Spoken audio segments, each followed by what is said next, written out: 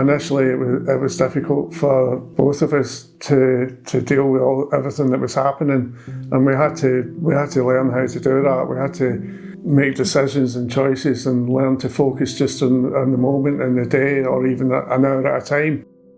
It was about 3.5 years ago that I was diagnosed. I'd had liver disease that developed into cancer. So I knew that one day I would eventually be told that I've got cancer, but it didn't make it any easier to handle, I don't think, when I was told. Initially, I just was all over the place. I think my thought process was, I knew how serious it was, and I didn't know if I was going to survive it. So I thought this could be the end, and I didn't know what the outcome would be because I didn't know if there was any treatment that could help me. In fact, I was pretty sure that there wasn't any treatment apart from a transplant. If I hadn't got that transplant, I wouldn't be here today, simple as that. The amount of pain that I had to deal with was quite difficult a lot of the time. I ended up back in hospital. I had a lot of fatigue, tiredness, muscle ache, that kind of thing. I was just sleeping a lot. Some days I wasn't very fit to do anything. With the pain I was in, sometimes I must have been murder to live with, because I was just in a lot of pain and I think, quite short-tempered at times.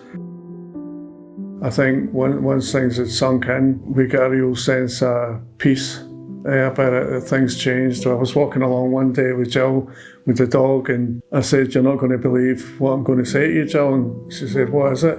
And I remember saying to her, "I've never felt more alive in my life." And it was as if everything that we thought was important had just gone out the window, and the only thing that mattered was spending time together and being with our dog and just enjoying nature and making the most out of that moment that we were in.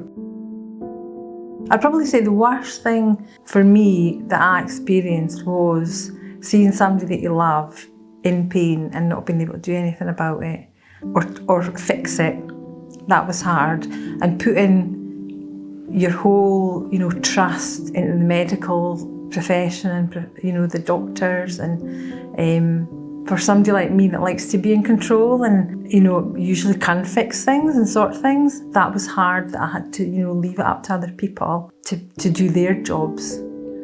And they did it fantastically, and I've got so much gratitude to the doctors and the nurses in the transplant unit, and to the NHS in general.